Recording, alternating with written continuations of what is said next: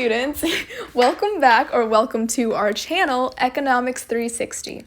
You may have heard of us on Instagram or through our website, but this is our study prep section, also known as a segment of Economics 360, where we make educational videos to teach you all about micro and macroeconomics. Today, we will be covering the basics of macroeconomics, and it aligns with College Board's Unit 1 for AP Macroeconomics. Of course, you can use this for IB or IGCSE as well, but this will address the topics of comparative and absolute advantage, opportunity cost, production possibilities curve, input-output method, and more. As always, Economics 360 is your go-to source for all the latest news and articles regarding world economics, global issues, finance terms, investment tips, successful business stories, and much more. Let's get started. Economics is the study of how people, firms, and societies use their scarce productive resources to best satisfy their unlimited material wants. Since productive resources are scarce, it makes sense that the production of goods and services must be scarce as well. The fact that we are faced with scarce resources implies that individuals, firms, and governments are constantly faced with trade-offs. This reality of scarce resources creates a trade-off between the opportunity that is taken and the opportunity that was not taken and thus foregone. The value of what was given up is labeled the opportunity costs. At the most basic level, the opportunity cost of doing something is all that you sacrifice to do. In other words, if you use a scarce resource to pursue activity X, the opportunity cost of activity X is activity Y, the next best use of that resource.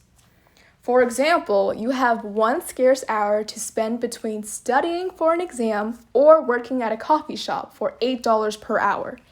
If you study, the opportunity cost of studying would be those $8 that you don't get to work for. The production possibilities curve is a graph that shows all of the different combinations of outputs that can be produced given current resources. Since all points on the curve are maximum levels of production, any point on the curve is productively efficient. This is demonstrated by point B.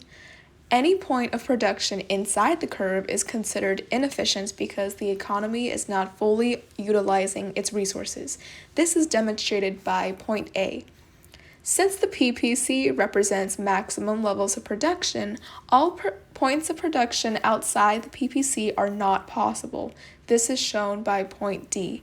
Because resources are fixed, movement along the production possibilities curve involves a trade-off. In order to produce more of one good, you need to produce less of another. Increasing opportunity costs are demonstrated by points B and C. As you increase production of one, you must take away resources from the other. When you shift from points B to C, notice how you give up some production of good Y to increase the amount you have of good X. The law of increasing opportunity costs states that as you increase production of one good, you must give up increasing units of the other good. Production possibilities curves have other shapes that indicate opportunity costs between two goods or services. A graph with a diagonal line illustrates constant opportunity costs. As you add more of one good, you give up the same amount of the other good each time. When we shift from points A to B, we will find that we always have to give up the same amount of good Y in order to produce more of good X. When we look at absolute advantage, we are looking at productivity. In other words, we are focusing on how many products a producer can make and which producer can make products at a better rate. It's the ability of one entity to produce more of a good or service with fixed resources, or the same amount with fewer resources than another entity. For example, if I type 6 pages in an hour and you type 8 pages in an hour, you have an absolute advantage in typing because you can produce more typed pages with an hour of labor than I can. On the other hand, when we look at comparative advantage, we are focusing on the opportunity costs for creating products. In other words, we are trying to come up with the best combination of goods produced for all countries involved so that each country is producing the good or service that has the lowest opportunity cost for them. There are two ways to calculate opportunity costs. The output method is used when you can determine the amount of output you can get from a fixed set of resources or in a specific amount of time. In other words, the output is different for each nation using the same set of resources. The input method, on the other hand, is a little different from the output method because we are looking at how many resources it takes to complete one activity when the output is the same for each nation. Given that farmer A plants 15 eggplants and 3 pumpkins in 1 hour, and farmer B produces 16 eggplants and 4 pumpkins in 1 hour, what is the opportunity cost for both countries for 1 pumpkin? Hopefully you guys can tell that this is an output method question.